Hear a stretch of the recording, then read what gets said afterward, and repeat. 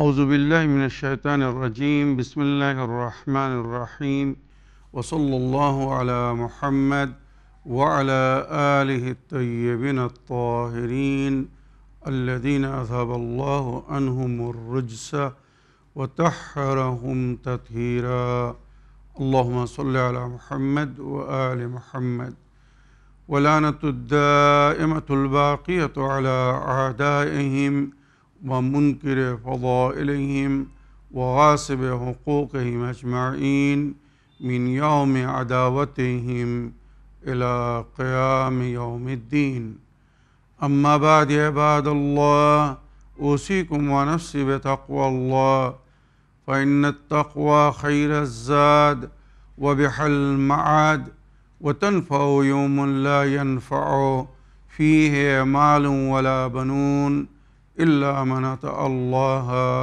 بقلب سليم وصلى الله على محمد وعلى آله الطيبين الطاهرين اللهم صل على محمد وآل محمد আমার প্রিয় দর্শক ও শ্রোতাবৃন্দ আসসালামু আলাইকুম ওয়া রাহমাতুল্লাহি ওয়া বারাকাতুহু আপনাদের সকলকে আন্তরিক সালাম ও শুভেচ্ছা জানিয়ে আজকের অনুষ্ঠান ইসলাম ইন বাংলায় আপনাদেরকে স্বাগতম জানাই।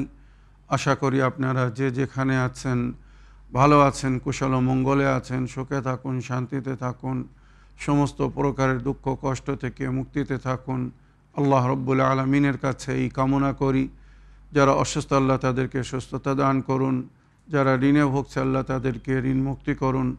ওইরূপ যাদের জীবনে কোনো প্রকারের অভাব বা অশান্তি আছে আল্লাহ রব্বুল আলামিন তাদের সকলের জীবনে সুখ শান্তি দান করুন ও সকলের মনোকামনা আশাকে পূরণ করুন। আমিন ইয়া রাব্বাল আলামিন। এই দোয়ার সঙ্গে আমি আজকের পর্ব শুরু করতে চলেছি। বিনা কোনো ভূমিকায় সরাসরি আপনাদের পাঠানো প্রশ্নের উত্তর দিতে চাই। তাই আসুন দেখি কোথা থেকে কে কী প্রশ্ন করছেন। আগে একটি বা দুটি লিখিত চিঠি পড়ব, তারপরে ইনশাআল্লাহ আপনাদের পাঠানো অডিও রেকর্ডিং প্লে করব। প্রথম প্রশ্ন পড়ি।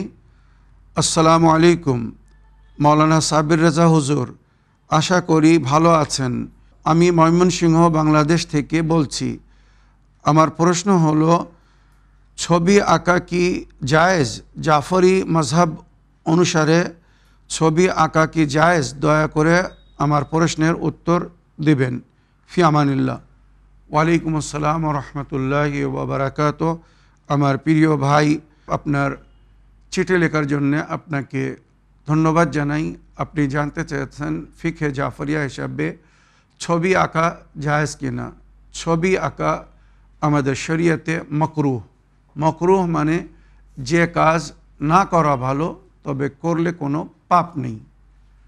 তবে এটা কোন ছবি বা কোন চিত্র যেগুলো ইনকমপ্লিট চিত্র আঁকতে বা ছবি আঁকতে কোনো অসুবিধে নেই।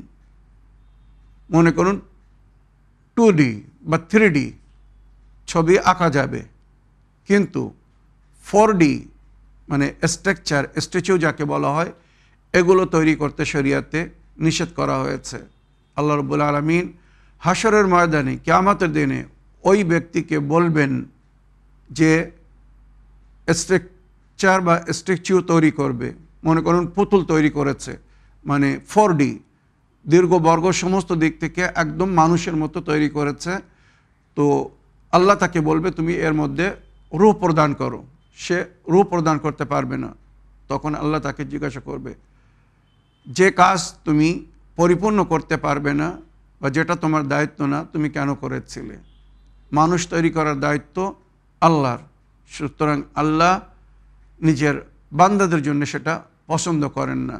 তাই আমাদের শরিয়াতে এটাকে নিষেধ করা হয়েছে, মানা করা হয়েছে। কোনো পুতুল তৈরি করা যাবে না বা দেবী দেবতা তৈরি করা যাবে না, মনে রাখবেন। তাছাড়া ইনকমপ্লিট ফটো যেগুলো তৈরি করা হয়, পেন্টিং করা হয়, এগুলোও শরিয়াতে তৈরি করার অনুমতি দেওয়া হয়েছে, তবে মাকরুহ রূপে। মাকরুহ মানে যে কাজ না করা ভালো, করলে কোনো পাপ নেই, মনে রাখবেন। ইনকমপ্লিট ফটো তৈরি করা শরিয়াতে মাকরুহ। নামাজ যে কামরায় হয় বা যেখানে নামাজ হয়, সেখানে ফটো রাখা বা পেন্টিং মানে কোনো পশু প্রাণীর বা মানুষের ছবি যদি থাকে সেটাকেও মকরু বলা হয়েছে। তো যদি সামনে থাকে তো সেটাকে ঢেকে দিতে বলা হয়েছে, তার উপরে চাদর বা কোনো কাপড় বা কোনো পর্দা করে দিতে বলা হয়েছে। আশা করি আপনার প্রশ্নের আপনি উত্তর পেয়েছেন। আগের প্রশ্ন পড়ি। আসসালামু আলাইকুম হুজুর সাহেব, আমি মমতাজ বেগম বলছি চিটাগঞ্জ, বাংলাদেশ থেকে। আমার প্রশ্ন হচ্ছে, নারীদের জন্য শরিয়াতে কিছু কাজ করা মানা আছে যেটা পুরুষরা করতে পারে কিন্তু নারীদের জন্য নিষেধ, তার কারণ কি এবং সেগুলো কি কি একটু বিস্তারিতভাবে উল্লেখ করবেন। আপনাকে অনেক অনেক ধন্যবাদ জানাই। আসসালামু আলাইকুম। ওয়ালাইকুম আসসালাম ওয়া রাহমাতুল্লাহি ওয়া বারাকাতুহু। আমার প্রিয় বোন মমতাজ বেগম, আপনার চিঠি লেখার জন্যে আপনাকে অনেক অনেক ধন্যবাদ জানাই। আপনি জানতে চেয়েছেন বা আপনি বলতে চাচ্ছেন শরিয়াতে, ইসলামে কিছু কাজ আছে যেগুলো নারীদেরকে নিষেধ করা হয়েছে বা মানা করা হয়েছে বা নারীদেরকে সেখান থেকে বিরত রাখা হয়েছে। মনে রাখবেন, শরিয়াতে কিছু কাজ আছে যেগুলো নারীদেরকে ক্ষমা করা হয়েছে। এটা একটা উপদেশ রূপে, আর এর পেছনে অনেক কারণ আছে। বিনা কারণে আল্লাহ কোনো জিনিস করতেও বলেন না বা কোনো জিনিস থেকে মানাও করেন না। বা নবী করিম সাল্লাল্লাহু আলাইহি ওয়াসাল্লাম যত সুন্নাতের তালিম দিয়েছেন, যার মধ্যে মানুষের উপকার, ভালো, মঙ্গল আছে, সেগুলো করতে বলেছেন। আর যেখানে তার জন্য ক্ষতি বা অমঙ্গল, সেখান থেকে বিরত থাকতে বলেছেন, দূরে থাকতে বলেছেন। তো নারীদের দিকে যখন এই জিনিসগুলো মানা করা হয়েছে, তো এর পিছনে অনেক কারণ আছে। যেমন নারীদের জন্য যুদ্ধকে স্থগিত রাখা হয়েছে। নারীদের জন্য যুদ্ধ নেই শরিয়াতে, হ্যাঁ, তবে তারা যদি পুরুষ যোদ্ধাদের সেবা করার জন্য ময়দানে যেতে চায়, খেমায় থেকে তাদের চিকিৎসা করতে পারে, ট্রিটমেন্ট করতে পারে, তাদের পানাহারের ব্যবস্থা করতে পারে। যেমন নবীর যুগে অনেক নারীরা যুদ্ধের ময়দানে তারা লড়াই করতে যেত না, যোদ্ধাদের সেবা করার জন্যে। কেউ জখমি হয়ে গেছে, তার মরমপাট্টি করার জন্যে বা তার সেবা করার জন্য। তো এগুলো জায়েজ, কিন্তু সরাসরি যুদ্ধ করার অনুমতি নারীদের নেই। এর পেছনে অনেক রহস্য আছে, অনেক কারণ আছে। সমস্ত কারণ যদি আমি এখন ডিটেলসে বলতে যাই, তার জন্য অনেক সময়ের প্রয়োজন আছে। তাই আমি যেগুলো শরিয়াতে নারীদের জন্য নিষেধ করা হয়েছে বা নারীদের জন্য স্থগিত রাখা হয়েছে, মানে পরামর্শ রূপে হয়তো নারীদেরকে সেগুলো করতে মানা করা হয়েছে, তবে যদি কেউ এগুলো করে তো তার জন্যে সেটা হারাম না।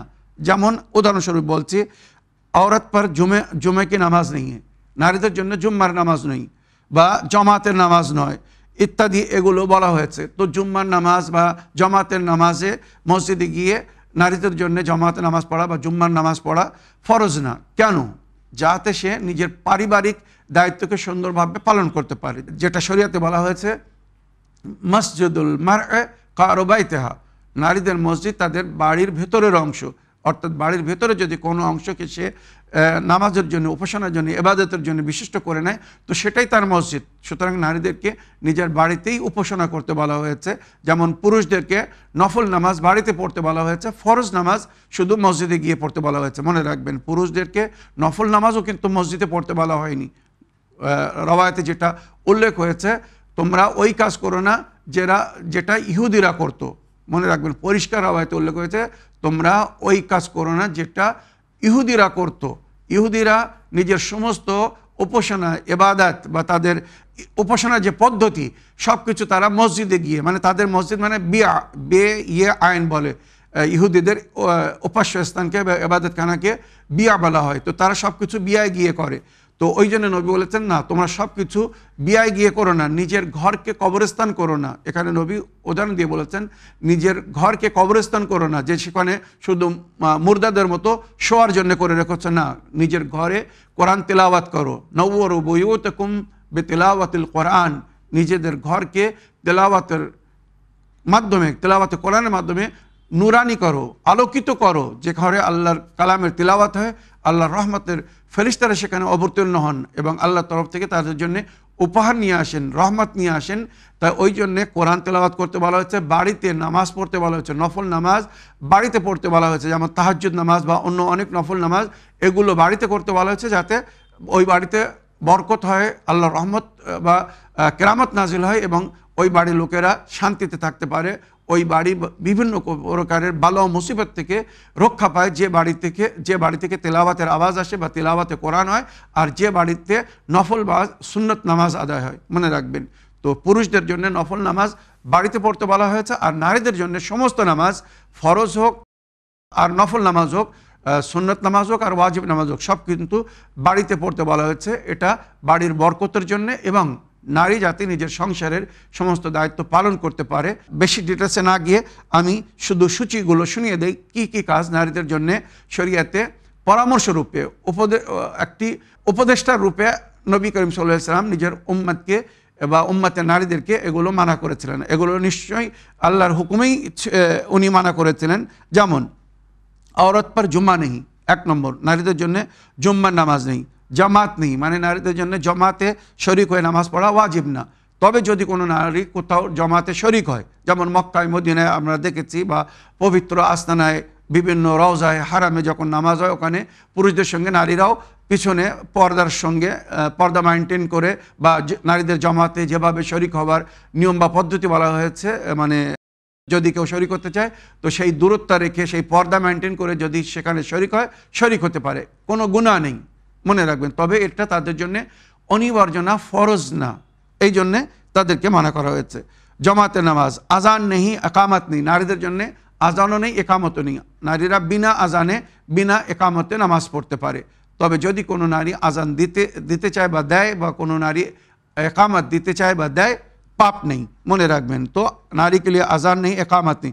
মরিজ কি আদত নেই, যেখানে অসুস্থদের দেখতে যাওয়া, আদত, মরিজের আদত করা মানে কোনো অসুস্থ ব্যক্তিকে দেখতে যাওয়া অনেক পুণ্যের কাজ, অনেক সওয়াবের কাজ, কিন্তু নারীদের জন্য এগুলো ফরজ না। আর বিশেষ করে পরপুরুষ হলে অনেক সময় নারীরা পরপুরুষদেরকে অসুস্থ হলে তাদেরকে দেখতে যায়। মনে রাখবেন, এটা শরিয়াতে অনুমতি নেই। কেউ মারা গেলে, যেটা আমাদের সমাজে আমরা অধিক সময় দেখে থাকি, যে সমস্ত পুরুষদের জীবিত থাকাকালীন দেখা মানা, মারা যাওয়ার পরেও তাকে দেখা মানা, সুতরাং এমন মাইয়তকে দেখতে যাবেন না। আমি শরীয়তের হুকুম প্রকাশ্য রূপে বলছি, বিশেষ করে আমার মা বোনদের জন্য, নারীদের জন্য। যে সমস্ত পুরুষদের দেখা জীবিতকালীন জায়েজ না, মরার পরেও তাদেরকে দেখতে যাবেন না, কোনো গুনাহগার হবেন না। হ্যাঁ, মানবতার খাতিরে যদি সহানুভূতি জানানোর জন্যে, সম্বেদনা জানানোর জন্যে, তাজিয়াত দেওয়ার জন্যে তাদের বাড়িতে যেতে হয়, তাদের বাড়িতে যান, তাদের নারীদেরকে সান্ত্বনা দিন, সম্বেদনা জানান, সহানুভূতি জানান, কোনো অসুবিধা নেই। কিন্তু ওই সমস্ত পুরুষদের মাইয়ত কেউ দেখবেন না, যেগুলো শরিয়াতে জায়েজ না। তাছাড়া জানাজায় মে মশাইয়াত, মানে জানাজায় শরিক হওয়া, কবরস্থানে যখন নিয়ে যাওয়া হয় জানাজাকে, নারীদেরকে ওতে শরিক হতে মানা করা হয়েছে।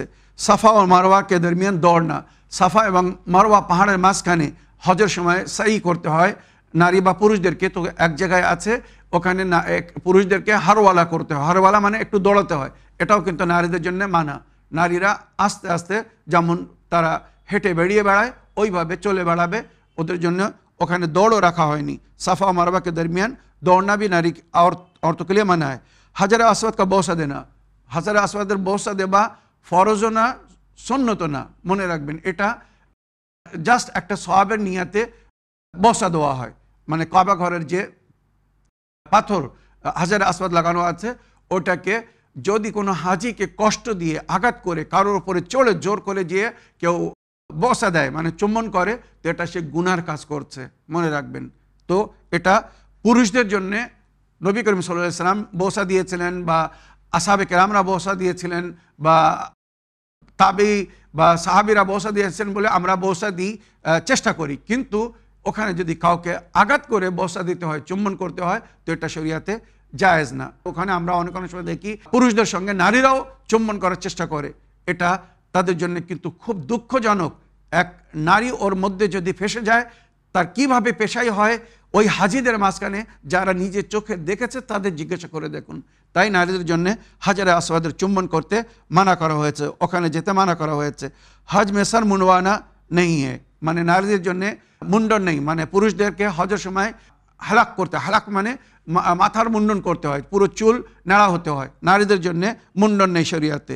এ সমস্ত পিছনে রহস্য আছে, এর পিছনে কারণ আছে, এগুলো নারীদেরকে মানা করা হয়েছে। কাজী নেই বান सकती, মানে নারীরা জজ হতে পারবে না। শরীয়তে নারীদেরকে বিচারক করা মানা। তো মনে রাখবেন, নারীদেরকে বিচারক করা যাবে না। মুশির নেই বান सकती, নারীরা মানে উপদেষ্টা হতে পারবে না। নারীদের সঙ্গে শরীয়তে বিনা প্রয়োজনে পরামর্শ করতেও মানা। মজবুরি के अलावा ज़िबा नहीं कर सकती, বিনা মজবুরিতে নারীরা মনে রাখবেন জবাই করতে পারবে না। কোনো পশু পাখি যদি জবাই করতে হয় তো পুরুষরা এই কাজ করবে, কারণ নারীদের অন্তর নরম হয়, মন নরম হয়। তো ওরা যদি জবাই করতে যায় তো ওরা একটা কষ্ট পায়, হয়তো সেই কষ্টটা পুরুষরা পায় না। এর জন্য অনেক ব্যাখ্যা আছে, এখন বলার দরকার নেই। তো ওই জন্য নারীদেরকে জবাই করতে মানা করা হয়েছে। হ্যাঁ, যদি মজবুরি হয়, কোনো জায়গায় কোনো পুরুষ নেই বা জবাই করার মতো কোনো লোক নেই, সেখানে যদি নারীরা হাঁস পাখি জবাই করতে চায় জবাই করতে পারবে, কোনো অসুবিধা নেই, হারাম না। তালবিয়া বুলন্দ আওয়াজ সে না কাহে, হজের সময় গিয়ে পুরুষদেরকে এহরাম বাঁধার পরে তালবিয়া পড়তে হয়। লব্বাইক আল্লাহুম্মা লব্বাইক, লব্বাইক লা শারীকা লাকা লব্বাইক, ইন্নাল হামদা ওয়ান নি'মাতা লাকা ওয়াল মুলক লা শারীকা লাকা লব্বাইক। এই তালবিয়া জোরে পড়তে হয় পুরুষদের জন্য, যেন আওয়াজ অন্যরা শুনতে পায়। কিন্তু নারীদের জন্য উচ্চ স্বরে এই তালবিয়া পড়া জায়েজ না, তালবিয়া পড়তে মানা করা হয়েছে, তাদের আওয়াজ যেন পরপুরুষরা বা অন্যরা না শোনে। তো যেখানে তালবিয়া যেটা হজের অংশ সেটাকে উচ্চ স্বরে পড়তে মানা করা হয়েছে, সেখানে অন্য জিনিসগুলো কিভাবে তাদের জন্য বৈধ হতে পারে বা প্রশংসনীয় হতে পারে বা ভালো হতে পারে, এবারে এখানে বোঝার প্রয়োজন আছে। এগুলো কিন্তু সব শরীয়তের হুকুম আমি বলছি আপনাদেরকে। জুম্মা ও ঈদাইন কা খুতবা না শুনে, জুম্মার খুতবা বা ঈদাইনের খুতবা, যদি কোনো নারী কোথাও জুম্মায় শরিক হতে চায় তো শেষ পর্যায়ে গিয়ে যখন নামাজ শুরু হবে সেখানে শরিক হতে পারে, বা ঈদের দিনে যদি শরিক হতে চায় ঈদের নামাজে কোথাও মনে করুন কাবা শরীফে, মসজিদ নববীতে, তো শুধু নামাজ পড়ার জন্য শরিক হবে, তারপরে ওখান থেকে চলে যাবে। মানে জুম্মার খুতবা বা ঈদের খুতবা শোনার দায়িত্ব তাদের না, মনে রাখবেন। শহর কি কবর পর খায়মা লাগাকর बैठना या बैठ जाना, নারীদের জন্য নিজের স্বামীর কবরের উপরে বা কবরের পাশে খায়মা লাগিয়ে সেখানে বসে রোদন করা। সব সময় মনে করুন কোনো স্ত্রীর স্বামী মারা গিয়েছে, সে এত বেদনা এত কষ্ট যে ঘর ছেড়ে দিয়েছে, বাড়ি ছেড়ে দিয়েছে, সংসার ছেড়ে দিয়েছে, বিছানা ছেড়ে দিয়ে সব কিছু ছেড়ে দিয়ে নিজের স্বামীর কবরের ওপরে বসে কাঁদছে। আর এখানে যেটা শরীয়তে লেখা আছে, মানে ওখানেই একটা টোম বেঁধে সেখানে বসে কাঁদা শুরু করেছে, 24 ঘন্টা দিন রাত কাঁদছে। তো এটা কিন্তু শরীয়তে মানা করা হয়েছে। শহর কি কবর পর খেমা লাগাকার না बैठे, নিকাহ না পড়ে, নারীদের জন্য নিকাহ পড়া জায়েজ না।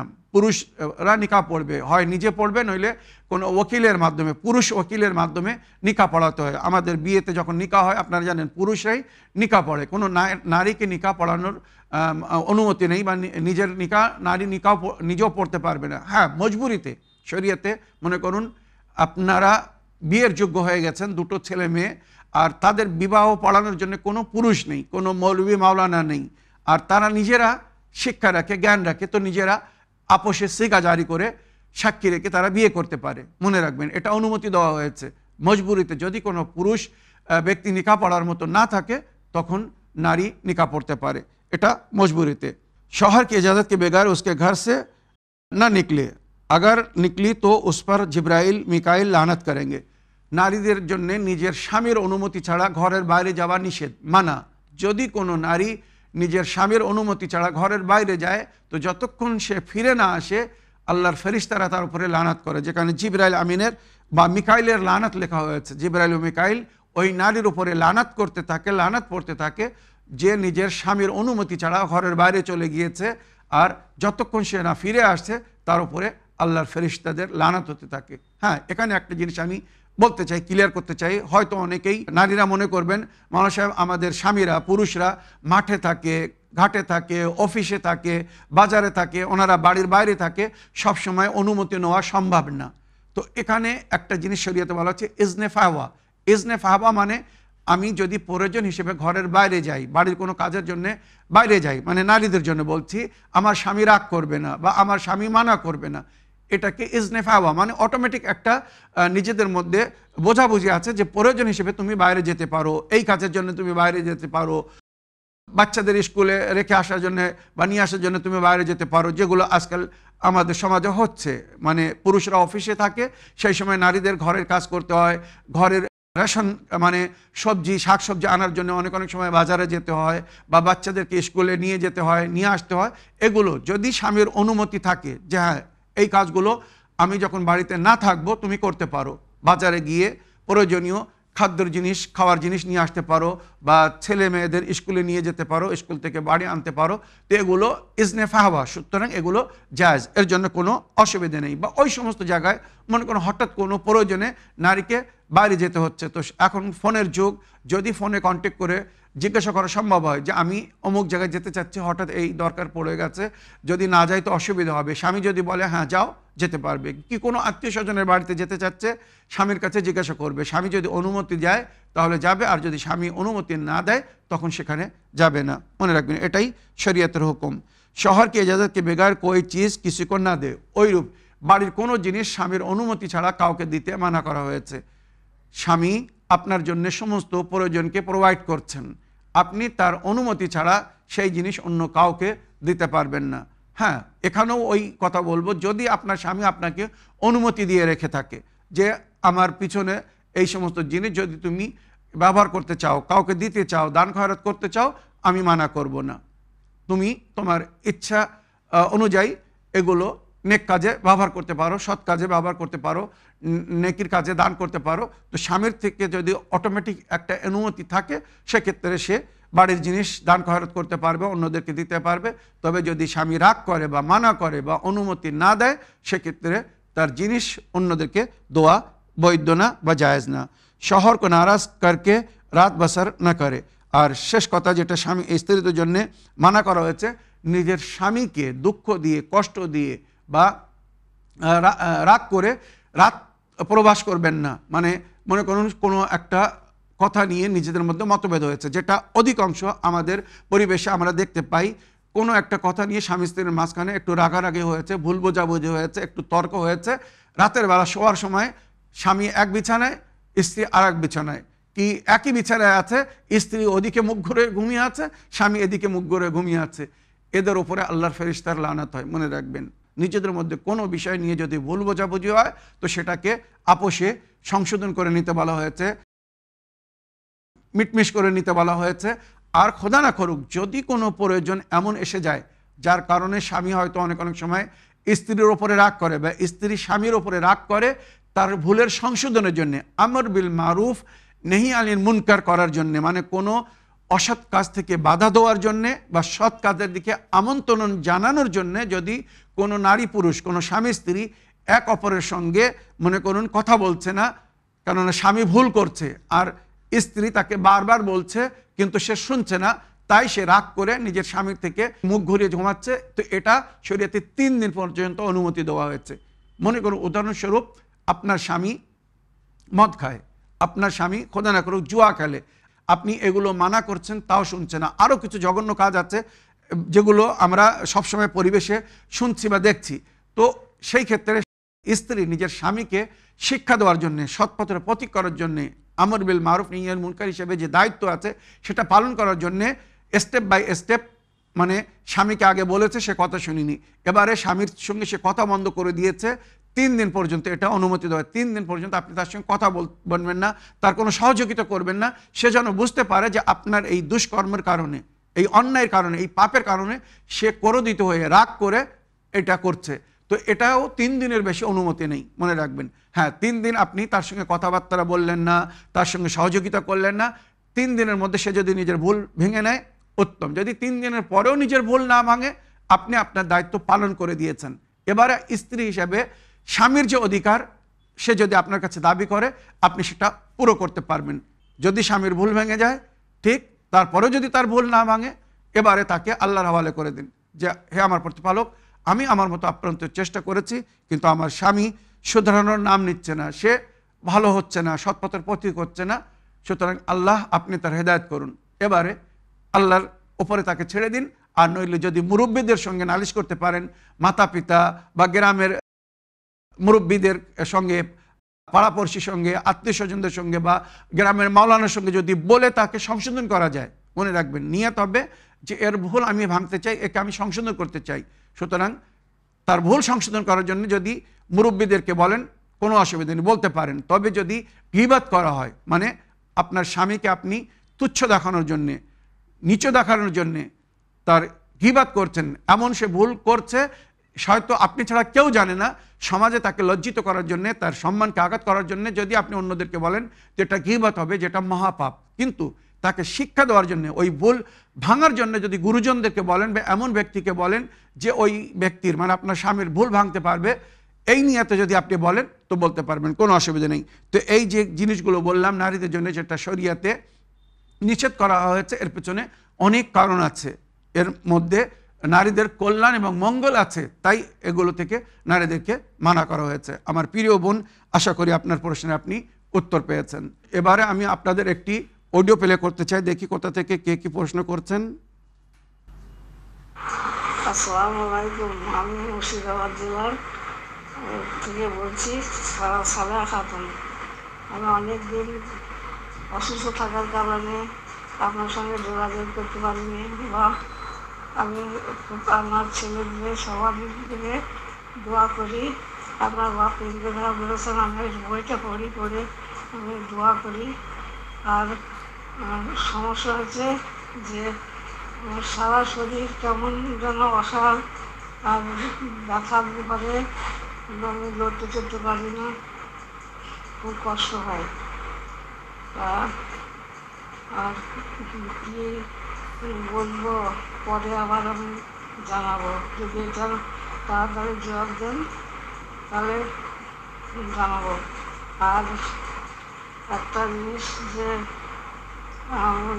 চ্যানেল আমি 4-5 বছর ধরে দেখছি, তাতে অনেক কিছুই জানা যায় বা শেখা যায়, কেউ মানুক আর না মানুক। আজকে জানলাম যে 35 কোটি মুসলমান সব কি বলে জন্য ফোন করে, বা তারা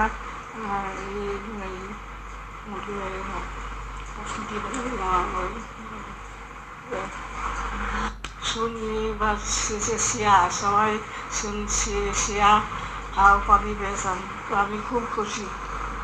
আমি এর জবাব পেলে আবার আমি ফোন করব।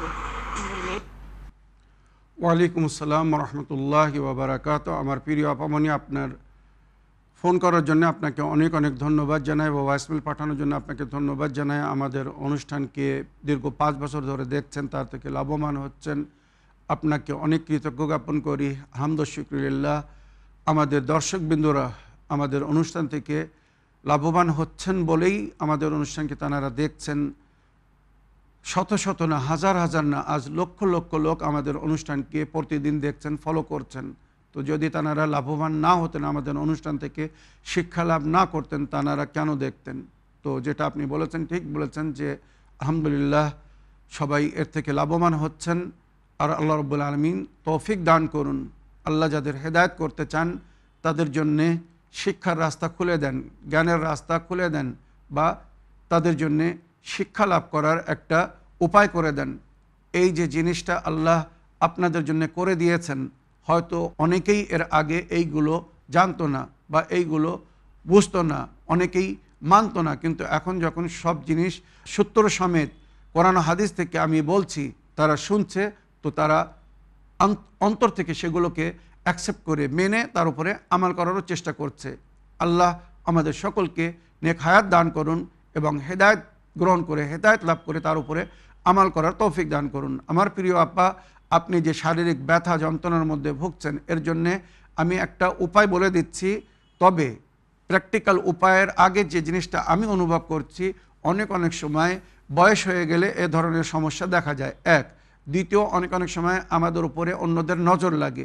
তো যখন কারোর নজর লাগে তো তার শরীরে এক ধরনের ব্যথা যন্ত্রণার সৃষ্টি হয়, জ্বর আসে, মাথা যন্ত্রণা করে, জোরে জোরে যন্ত্রণা হয়, কোমর ব্যথা করে, পিঠ ব্যথা করে, পেটে গ্যাস হয়, বুকে যন্ত্রণা হয়, জ্বালা হয়, এই ধরনের অনেক সংকেত বলা হয়েছে যদি কারোর উপরে জাদু টোনা টটকা করে বা কারোর নজর লাগে। তাই আমি বলবো, আপনি নজর কাটানোর জন্যে মনে রাখবেন, আপনার উপরে যদি কোনো প্রকারের নজর লেগে থাকে বা কেউ কিছু করে থাকে, তো সেটাকে কাটানোর জন্যে আয়াতুল কুরসি এবং সূরা বাকারার শেষ দুটি আয়াত, আয়াতুল কুরসি প্লাস সূরা বাকারার শেষ দুটি আয়াত এবং মৌজাতাইন কুল আউযু রাব্বিল ফালাক কুল আউযু রাব্বিন নাস, এটা পড়ে নিজের উপরে দম করে নেবেন। আর সূরা নুন ওয়াল কালামের শেষ দুটি আয়াত, যেটা বিশেষ করে কারোর উপরে যদি নজর লাগে তো নজর কাটানোর জন্য সূরা নুন ওয়াল কালামের শেষ দুটি আয়াত পড়ে দম করে দিলে সঙ্গে সঙ্গে নজর কেটে যায়। কোনো বাচ্চাকে নজর লেগেছে, সূরা নুন ওয়াল কালামের শেষ দুটি আয়াত পড়বেন এবং কুল আউযু রাব্বিন নাস কুল আউযু রাব্বিল ফালাক পড়ে বাচ্চার উপরে দম করে দেবেন, সঙ্গে সঙ্গে তার নজর কেটে যাবে। তাছাড়া এই একটি দোয়া যেটা নবী করিম সাল্লাল্লাহু আলাইহি ওয়াসাল্লাম পড়ে ইমাম হাসান ও হুসাইন আলাইহিসসালামের উপরে দম করতেন নজর কাটানোর জন্যে, বা কেউ যদি ক্ষতি করার চেষ্টা করতো তো সেখান থেকে মুক্তি থাকার জন্যে এই দোয়া পড়ে নবী করিম সাল্লাল্লাহু আলাইহি ওয়াসাল্লাম দম করতেন। বিসমিল্লাহির রাহমানির রহিম। আল্লাহুম্মা রাব্বা মাতারিন হাবিসিন ওয়া হাজারিন ইয়াবিসিন ওয়া লাইলিন দামিসিন ওয়া রাতাবিন ওয়া ইয়াবিসিন রুদ্দা আইনাল আইনি আলাইহি ফি কবদিহি ওয়া নাহরিহি ওয়া মালিহি ফারজিল বাসারা হাল তারা মিন ফুতুরিন সুম্মা রজিল বাসারা কাররাতাইনি ইয়ানকালিবু ইলাইকাল বাসারু খাসিআন ওয়া হুয়া হাসির।